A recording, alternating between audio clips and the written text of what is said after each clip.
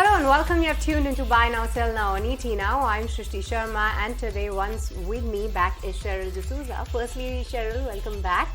And what a comeback that the market is making today after starting the day in the red. It's a brand new week and now seem to be recovering while the Bank Nifty is holding a gains of 400 points. Absolutely. A very good morning to you, Shrishti. And if you look at the way how the markets are panning out right now, yes, like the way how Shrishti mentioned, we are actually seeing a recovery from the day's lowest point coming in for the benchmark indices right now near the day's highest point for a Nifty Sensex, and is the Nifty Bank also that's moving in tandem with the benchmark indices at this point in time. 100 points uptick coming in for Nifty Bank. If you take a look at the advance decline ratio, right now it is very much tilted to the favor of the advances as of now. So yes, something that we can actually put hope on, that hopefully that through the course of the trading day we are able to sustain that, and also if not build on it, at least sustain those levels. Talking on the list of gainers in trade today, you have Adani Ports as the top Nifty gainer, 3% uptick coming in for Adani Ports. NTPC reacting to its numbers. That one is seeing gains of about 2.6%. Tata Steel, Hero Motor, Power Grid are the other counters that are holding on to strong gains in today's trading session. But on the flip side, if you look like the ones that are losing in trade, your Apollo Hospitals, that's down about 2.5%. Remember, Macquarie has initiated coverage on hospital stocks, and in that particular counter on Apollo Hospital, they have an underperform rating. So that is Apollo Hospitals for you. Britannia, that's down 1.8%. HDFC Life, Bajaj Finance, as well as Asian Paints are the other set of losers in trade today. Talking about the sectoral indices then, and among the sectoral indices, it's only the FMCG index that is actually trading with cuts of about 0.5%. Apart from FMCG index, all the other sectoral indices right now are in the positive territory. So be it metal index, IT index, PSU index, all of them seeing good gains. Broader markets outperforming the benchmark indices. Let's take a look at what small cap index is doing at this point in time, because the BSE small cap index is trading higher by about 1%, and Nifty small cap index is trading with gains of about 0.7%. So that's the way how the market setup is looking like. But definitely autos is something that everyone will keenly be watching out for, given the fact that we've come to the end of the month of July, and come tomorrow, it's a brand new month, Shrishti, and we'll also have auto sales, isn't it? Well, yes, absolutely. Apart from auto sales for today, Maruti Suzuki numbers will also be in focus. But sticking to the numbers, let's tell you what the expectation is. So July is not expected to be a great month for the auto pack, and this time what we are expecting is that a muted setup for growth across the segments. Firstly, from the passenger vehicle segment, a flattish growth is what we are expecting from the likes of M&M as well as Tata Motors, while for Maruti Suzuki, we are getting to know that the discounts in the small car segment is once again inching up. Though on the volume front, last month was not a great for Maruti Suzuki. This time we are expecting a bit of a jump, while for commercial vehicle segment, seasonal weakness could be at play. So we are expecting a single-digit decline. From the two-wheeler segment, no major push coming in from the marriage seasons as well. And from the tractor division, we are expecting a sharp decline on a month-on-month basis. So that's the expectation on the monthly sales data. So all eyes will be on that. But with this, let's also listen into what the editor take is and what Nikunj Talmia, ET Now's managing editor, has to say on the auto space. No, July is not going to be a great month. I mean, this is not like Diwali Dashera that you're going to get an uptick in. If at all, given that, there were seasonality was at play, monsoon factor was at play. It's raining in Delhi, you ain't going to go and buy a car.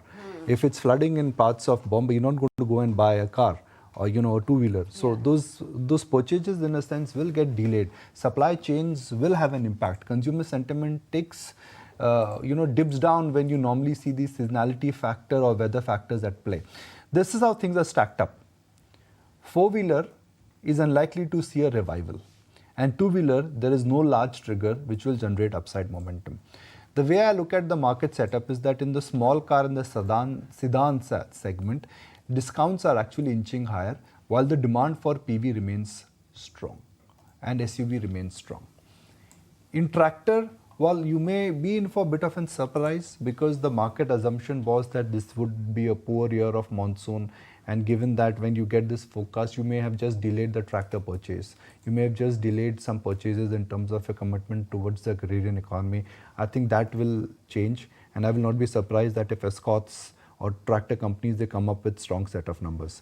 My limited point here is that if I look at the big picture for auto, July is unlikely to be a month where you will see anything new or any big surprise. If that is not the case, that can the momentum in some of the auto stocks, which really has been the sector of the year, will it sustain?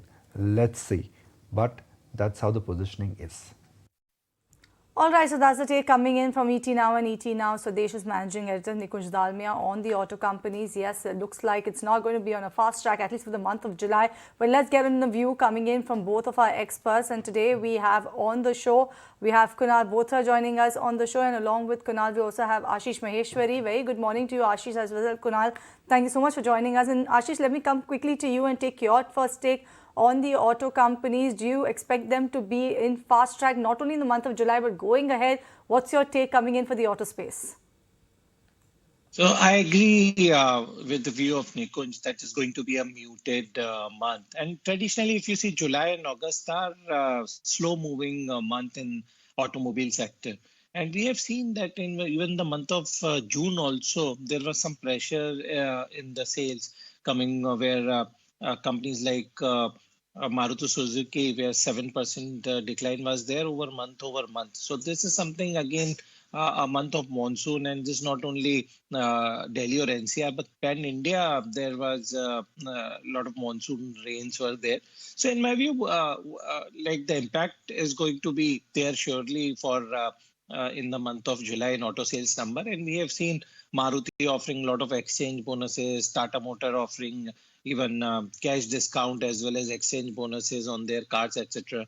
But still, in my view, four stocks which will do well. First is Ashok Leyland, because they are not only dependent on consumer, but they are getting very good order from defense side. So they will come out with good set of numbers.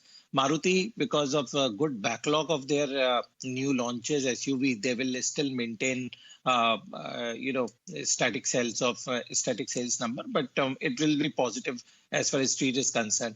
And Hero and Escorts, these are again going to come out with good set of numbers. So four picks from my side in automobile pack where we need to keep an eye. Those are the top recommendations coming in from Ashish, so we'll watch out for that. But let's focus on some of the earnings. And Fino Payment Bank is the counter that we're going to be talking about. In the Q1, the company reported a good set where the profit has actually seen a decline on a sequential basis. But if we see the revenue, then as well as the NII, that has seen a jump on a sequential basis. And in another major development, the board has actually approved the proposal of applying for a small finance bank license, and that's why you are seeing the stock in the green holding up with the gains of around 3%. So let's connect with Ketan Merchant, who is the CFO at Fino Payments Bank. Firstly, very congratulations, Ketan, on the small finance bank license. So firstly, let's start with what actually changes for the company. Tell us more about this particular development. How are you looking at the growth going ahead, and what plans on that front? Well, thanks for the compliments on on Friday, our board has approved the application for application to be made for small finance bank. So I'll just put a perspective in the way we are looking at a bank. We follow something called transaction acquiring and monetization strategy, which is TAM. So the small finance bank license will enable us to give one more product, which is lending. It will be additional product. Our endeavor is that we will continue focusing on services and fee income, which is our strong point now. And to our known customers, we can also lend. The point which has to be reckoned is we operate in a non-brick and mortar business. We operate through merchant points and banking outlets, which are very asset light. We can capitalize on those, and we can give some sort of a lending to the known customers. However, the genesis and the DNA of the bank will remain same. At some stage, even after 3 years of operations, once the license comes, we are looking at only around 20% of our income coming from lending. The remaining 80% is the growth driver of our payment services, and we are very clear on that strategy. Other one which we will do on the small finance bank is we continue to be asset light. We are not going to go asset heavy and open too many branches. We will continue to expand our network, and that is our USP, along with the digital outlay which we are doing.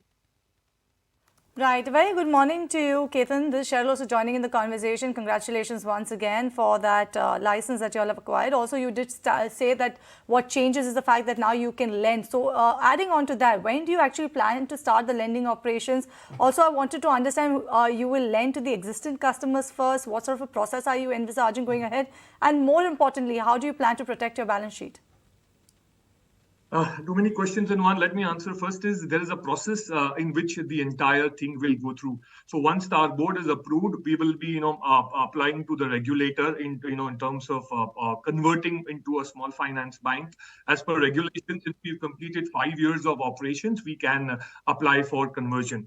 The entire process anyway takes, around 24 months. So the earliest, or the lending operations can start is, anyway 2 years from now. That's the earliest. The second point which you said is how do we strategize it off? Our thought process is very simple. Grow and focus on service orientation and fee-based income. Our endeavor is currently we have around 14 lakhs plus merchant points. We will try and bring it out to around 20 lakhs merchant points, and then look at lending to someone who is who's known, who's been interacting with us through our payment business. So it will be, as you rightly said, it will be a known customer lending as and when we get into the lending bucket. Okay, just wanted to understand that the company and the board has also suggested a restructuring. So will that be a merger with the holding company, and how do you expect it to play out, and how long it will take in your view? Again, the company and the board has agreed on exploring the corporate restructuring between our holdco and the various group companies which we have. At current stage, we will be exploring what is the best way to bring out a very efficient kind of a model. It could be a merger, it could be reverse merger, it could be a couple of other things as well. So I think it's too early for me to comment that what will that entail into. Having said that, yes, we are exploring a probability of how we can consolidate all the entities under one umbrella, subject to, of course, the regulator and regulatory guidelines. Okay, will you also consider a stake dilution, and how quickly will it means of a fresh issue? Will it be by means of a fresh issue? So what will be your say on that? Again, if you're asking me, do we have anything immediately on plans in terms of the dilution or in terms of fresh issue? The answer is no. Our thought process, and you rightly had asked one question, is balance sheet. As I said, we are looking even 5 years from now, in our strategy, we are looking lending only contributing around 20-25%. So we are well capitalized to take our business model, over next 4-5 years without any sort of capital inflow.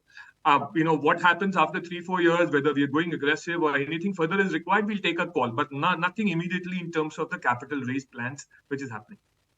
Right. Let's talk about your quarter gone by then, Ketan, because if you look at your NII, you've seen a growth of about 64%. Your PAT has seen a healthy growth of about 87%, as well as, but if you look at the way how your registered merchants also has seen an uptick. If I have to talk primarily about your top line, how should one look at your top line growth going ahead? Do you think it's sustainable going ahead? Cheryl, we've said in the past as well that we are looking at around 20% kind of a growth factor, which we are looking in our top line. Our business model is structured in such a manner that if we have a 20% kind of a growth, the operating leverage makes its own play, and typically bottom line grows by around 2.5x of the percentage growth of the top line. If you ask us, our momentum has been very good. Historically, the trend, the first quarter is typically very benign for us. This time we've registered a 7% plus kind of a revenue growth as well. So we are, the momentum is essentially good. As I said, acquisition of customer. We open a new customer account every 10 seconds, and that's something which is to reckon, and we intend to continue that momentum over next couple of quarters and more. All right, then all the very best for that then, Ketan, for the future growth in FY24, as well as once again congratulations to you and your company as well for that license. Thanks so much for joining us on ET Now. Well, that was the management of Fino Payments Bank talking about how things will change for them going ahead, and remember that they did have good earnings as well. But on that note, we slip into a break on this edition of Buy Now Sell Now, but stay tuned. We will start taking your queries after the break.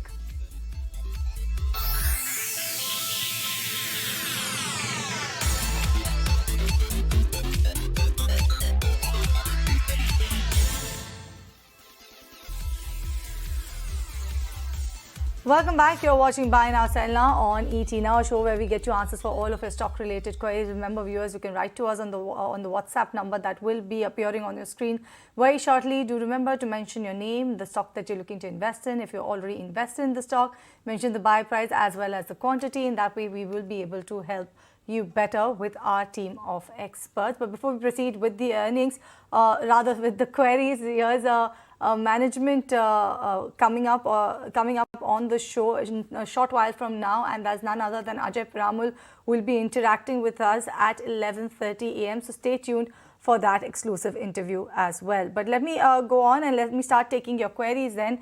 And the first one that I have is coming in from Krish, and his question is specifically for you, Ashish. He's saying that he's benefited from after your recommendation of on Zentech as well as on Mazgon Doc. He's saying a big thank you to you for that. But right now he's talking about Siemens. He's holding this particular counter with a 15% profit. He wants to add more for the longer term. What's your take on this particular counter? Given the fact that what Siemens has done is actually the minority shareholders rejected that proposal, remember, of that LV business to the parent company. And that seems to have actually kind of brightened the prospect for this counter going ahead, isn't it? Yes, I think that was something which was keeping a stock price under the check, if you ask me, that low voltage transformer division transfer related issue. But as this minority shareholder rejected, so that event is almost over. And if you see the performance-wise, company is doing very well, and this is the sector which is into limelight because of the kind of growth is there in electrical businesses. We have seen even stocks like ABB coming down so much from highs and bouncing back in no time. So Siemens is again a very good story. And in my view, a stock has potential to even cross 4,500 mark because this sword, which was keeping stock price under check, is over now. And now we are going to see again upward journey. So you can buy this stock even at this price. Okay, you can still consider buying Siemens at this price. But Kunal, coming to you for next query. This one is from Kabir Bedi from Punjab, and on your advice, he entered into Castrol India 2 months back and sitting at profits right now. He has 1,250 shares at a price of 113 rupees. So he wants a suggestion whether to exit or hold on for further time period, maybe in the short term, 2 to 3 months. What's the expectation? See, I think closer to 150 levels is where the stock should face a pause or some sort of resistance, because even in 2021, if I'm not wrong, that 150 mark was a difficult zone for the stock to surpass or break past. Even the last 2 days, I think on Friday the stock tried to break past 150 levels, but it was met with a lot of resistance, or there was some supply overhang which had creeped into the stock price. So my sense is 150 mark could be a difficult proposition to break for the stock, which means it could consolidate for at least another couple of weeks before it tries to gather the steam to break past about the 150 levels. Since you've bought at much lower levels, I would suggest to book out profits over here and then either buy the stock back on corrections or else switch to some other name. Right. This next one, Kunal, is for you, coming from Professor Thomas George. He's writing to us from Kochi, and he has 500 shares of Tata Elxsi at a price of around 9,000 rupees per share. He's asking you, what should he do now with this particular counter?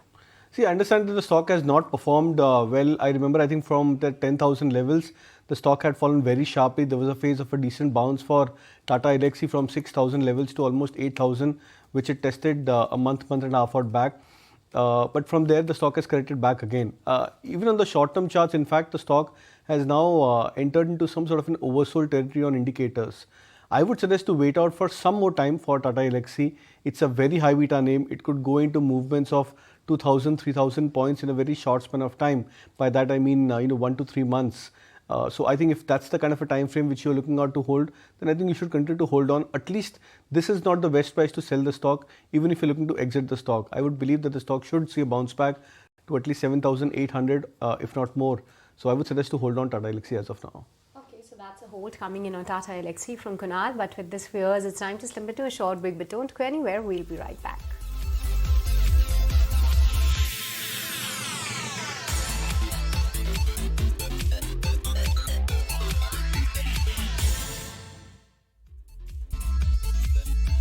Welcome back. You're watching Buy Now, Sell Now on ET Now, and let's take a look at what the markets are doing at this point in time. Remember, the markets are inching actually towards the day's highest point as we speak. Currently, that is the change of the Nifty for this year. But let's take a look at what the other constituents are doing, and let's take a look especially at Pyramidal Enterprises. That particular counter was under pressure in today's trading session. But after a steady first quarter, Ajay Pyramidal has shared the company's growth outlook. He says they will achieve the target of retail to wholesale loan mix of 75:25 2 years earlier than they had guided. That was the earlier guidance was FY27. Listen in to what else he had to say. Actually, that progress is faster than what we had told you all. We had said that we would bring retail to wholesale ratio 2/3, 1/3. And we were going to do that in about by 26, FY26, FY27. I think we will do it much faster than that. Because as you can say, the retail is growing pretty rapidly.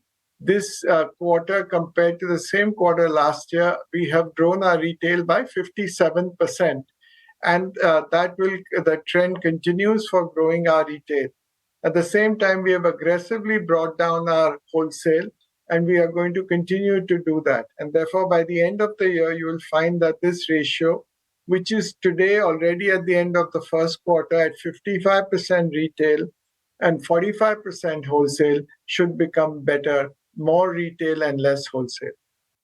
Right. Sir, how's the condition of the balance sheet right now, especially after selling the Shriram Finance stake, 4,800 crore proceeds coming in? How are you going to use it? Will it be used for growth capital of the retail book?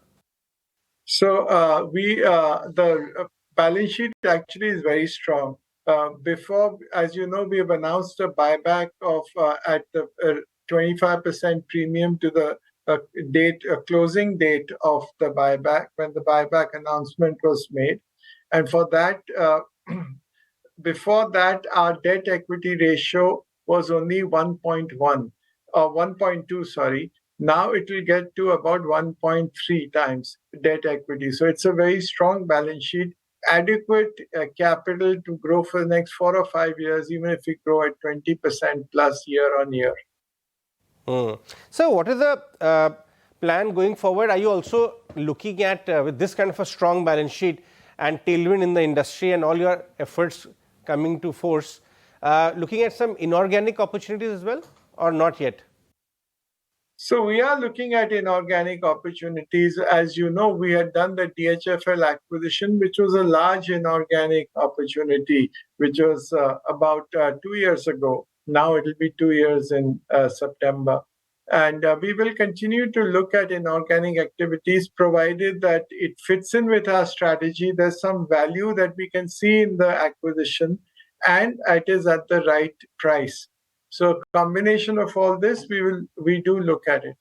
Okay. So also talk to us about the thinking behind the buyback which you have announced.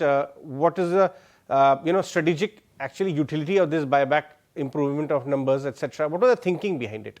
So the thinking behind it was that really we had excess capital because of the Shriram shares that we sold. As you said in the beginning, we got 4,800 crores. And our debt equity ratio was actually was pretty strong at 1.2. You know that any financial services company, especially one where retail is so high, the debt equity ratios are really much higher than this. And we thought that we should reward shareholders. They've gone through a difficult time in the last few years. Our company has gone through some challenges. So this was the time to reward them. And at this also, I want to just highlight that in this buyback, the promoters have not subscribed to it, because we have said that we will not subscribe to it. The only reason being that we felt that the other shareholders, non-promoter shareholders, should get a larger pie of the buyback that we've announced. And therefore, I thought it is a shareholder-friendly gesture that we have done. Yes, I did take note of that, that shareholders, the promoters actually not participating in this buyback. It's just the minority shareholders and other shareholders you're aiming this benefit for. So one last word I want to understand, 57% retail book growth. Where is this coming from? and what are the levers you are pressing to achieve this? If you could break it down a little more granularly, that where is this kind of a solid growth coming, and what would be the right growth on a sustainable basis in next few quarters? So the reason why this growth is coming is that, after our DHFL acquisition, we've made significant investments in the retail story. One is that we have added branches. So today we have 425 branches. We've added significant number of people on the field as well. And we've made significant investments in technology. So a combination of all this is helping us grow the book. And we are also growing mainly in the tier 2, tier 3 cities and the semi-urban cities. So this is the place where usually banks and all are not as entrenched as they are in the urban areas. So it's a combination of this. We are, the areas that we are now servicing are the affordable housing. We are doing LAP, we are doing MSME, we are doing some unsecured. So a combination of all this has meant that our growth is good, and we are hopeful that growth will continue in this year as well.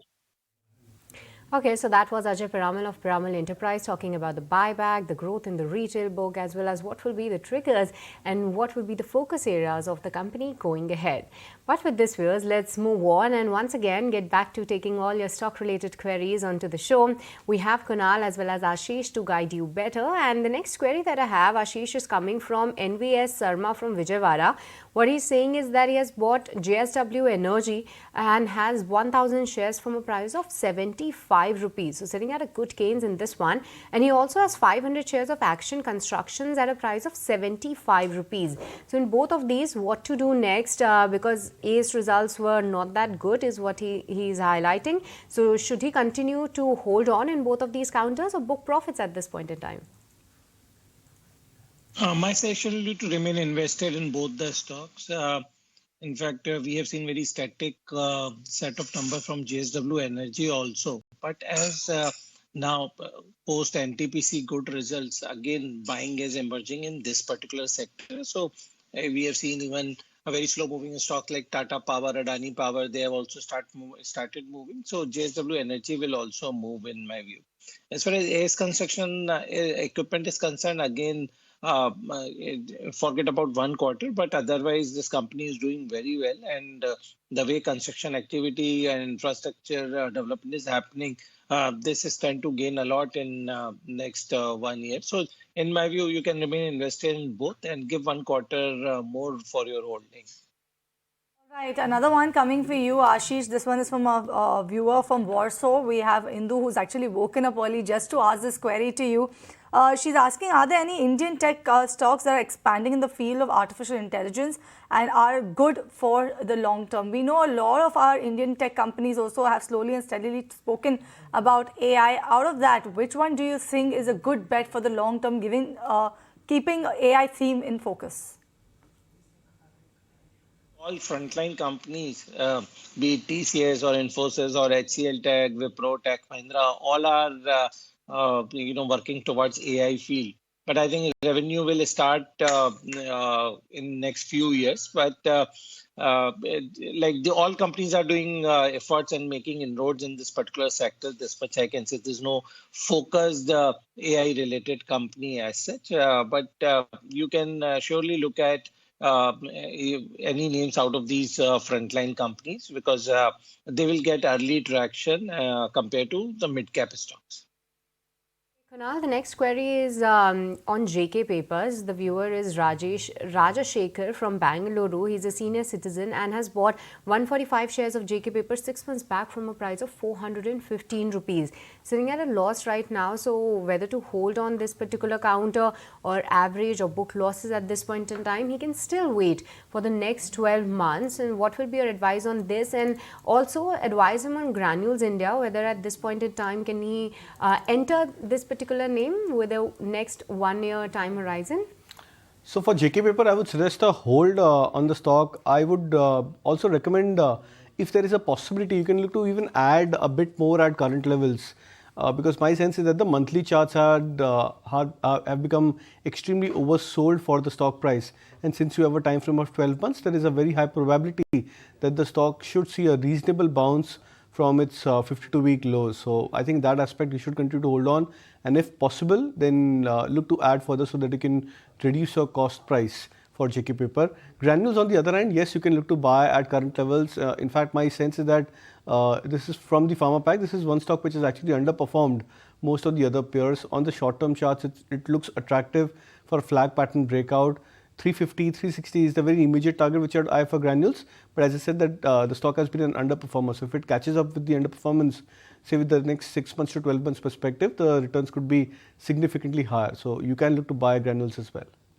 Right. Kunal, next one also is coming for you from Shankar, and he has 27 shares of Natco Pharma at an average price of 587 rupees per share. He's asking, will this be the right time for him to go ahead and book out profits from Natco Pharma, or should he wait for some more upside in the counter? He's been holding this for the longer term is what he's saying.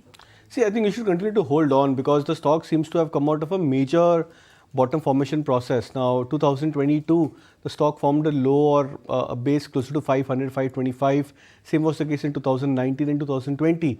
So, which means that the 520 odd mark is a major support or a base for Natco Pharma. So, and the stock seems to have ended or is nearing an end of a major consolidation on a time-wise basis as well. I think you should continue to hold on to the stock. If you're not in a hurry, then I believe that significant upside could be there into the stock price in the next 1 to 3 years. So time frame is more important. If you have that long-term time frame, then you should definitely stay put. Okay, Kunal, once again coming to you because the viewer wants to invest 75,000 rupees in some of the shares, and Thomas from Kerala want to know your top recommendations where he can go ahead and invest his hard-earned money. So I think right now the PSU stock seems to be coming back into strong breakout. So the likes of NTPC, for example, at 13-14 levels where it's trading. GAIL at 120 looks attractive. ONGC at 170 looks attractive. So looking at your profile, I think buying these stocks could actually turn out to be a good play from a short term as well as from a longer term play. I would suggest these three names from the PSU pack from current levels, and expecting, say, in the next 12 months, a significant upside of 20-25% to these stocks from current levels. All right, this next one that I have is coming in from Sandeep Kumar from Tamil Nadu, and he's holding Cipla at a 20% profit. Ashish, he wants to know, is it a good counter to stay put for the next 3 to 4 years? Also, he wants to know whether is there any other good counters that he should look to enter into and that will have much greater potential than all Cipla going ahead. Yeah, as far as Cipla is concerned, already his stock is hovering near 52-week high, and as such, fundamentally, company is doing well. Their numbers, etc., were also quite good. So my session will be we remain invested in Cipla with a price target of 1300 in mind.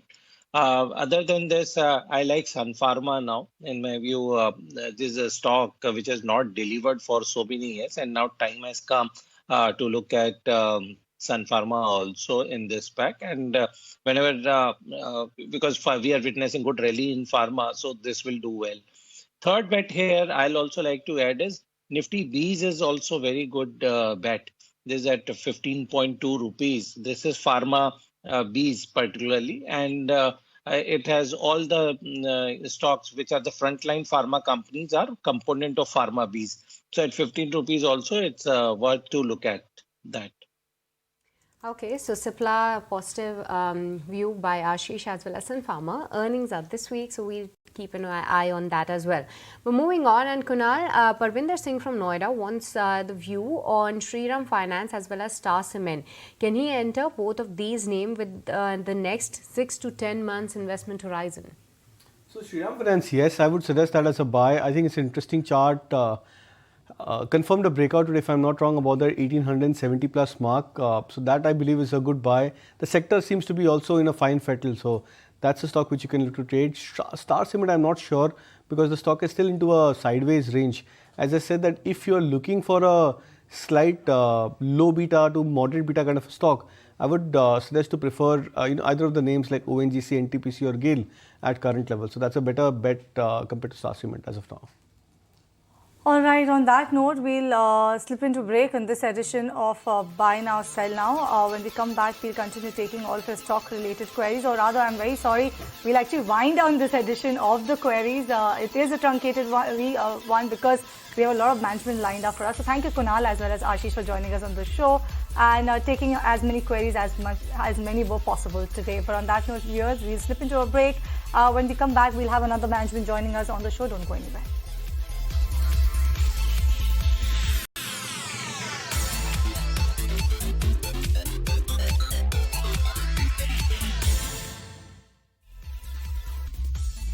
Welcome back. You're watching Buy Now, Sell Now on ET Now, and shifting focus to once again to the earnings. And let's talk about Bharat Electronics. It was a strong quarter for this particular company, where the company has once again reaffirmed their order book guidance. The order inflow has seen at over 20,000 crores and whatnot. So let's try and connect with the management and understand what is the growth trajectory expected going ahead. Onto the show, we are being joined by Bhanu Prakash Srivastav, CMD at Bharat Electronics. Very good morning, Bhanu, and thank you so much for your time to ET Now. Firstly, you have maintained your guidance on the order inflow at 20,000 crore plus. But Q1 FY24, the order inflow is already at 8,100 crores. So are you being a bit conservative, as it appears well on track to exceed its FY24 target? What guidance we have given is based on what are the orders in pipeline. It so happened that some of the orders were in advanced stage and got materialized in first quarter. That's how we have an order inflow of around 8,100. But we stick to 20,000 crore plus order inflow in this financial year, because the new orders which will come into pipeline, they are not likely to materialize in this financial year. So whatever in the pipeline and in the process, we expect that to add up to around 20,000 crore plus. Good morning to you, Mr. Srivastava. Thanks so much for joining us on ET Now. This is Cheryl on the other side. If you look at the improved learning curve for contracts like LRSM, SAM, better operating leverage as well as indigenization mandate, on back of all of these factors, are you expecting a margin ranging above the 23 to 24% for your company going ahead? No, we stick to, because the way our products are there and the product mix are there, the margins will be between 21 to 23. It so happen in some quarter it may be slightly less, some quarter it may be slightly more, depending upon what type of product mix it is getting dispatched. But overall it will be between 21 to 23%. All right, noted. So what about the margin beyond FY24? Do you think that is likely to cross 23%, sir?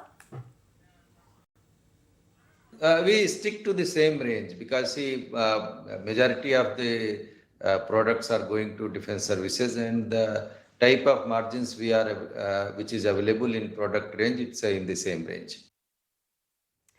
Mr. Bhanu, has significant orders in the pipeline, and update us on some of the mega orders that we could see coming, especially from your QRSAM as well as MRSAM orders. What is the order value likely to be? See, the orders in pipeline, if you see major orders, apart from whatever small orders, 200, 300 crores are there, which runs into multiple lines. One is that electronic fuses, 4,000 crore plus. Then all Bayer nominated equipment on new generation offshore petrol vessels, which GRSC and GSL got, that L&T got that cadet training ship. So these naval platforms, this will come around 6,000 crore plus. There may be a possibility of we getting EW system for ship-based system, tank upgrades. So all add together will be around 20,000 crore plus in this financial year. As far as QRSAM, the progress is concerned, post-trial services have started working on that. But this being a big ticket projects, it may likely to come in next financial year, not in this. Right, let's shift focus to the non-defense space then. What about the growth going ahead in the non-defense space, which actually led to the beat in your EBITDA? So I'm talking about the metro system, the aviation sector. How is the order traction in that space? These are all initial stages where we have more or less completed development on some items development are in progress. So these will be materializing in not this year, maybe next year onwards. That significant value. Few orders will come, but that value will not that be large to have any significant impact on our order booking. Okay, Mr. Bhanu, but historically, as we go into elections, the order slowdown takes place. So, any slowdown that is anticipating going ahead? I don't think, because country's defense acquisition is anyway impacted by elections. So I don't anticipate. And what we have projected this year are based on whatever are in pipeline. So once they are in pipeline, there is very, very little likelihood of any impact on this. All right, Mr. Srivastava, we leave it there. Thank you so much for joining us on ET Now, and all the best for the future for BEL going ahead. And that was the management of Bharat Electronics. But on that note, we are totally out of time on this edition of Why Now. Now goodbye from Shristi, myself, and the team that put the show together. Stay tuned. Markets at noon coming up next.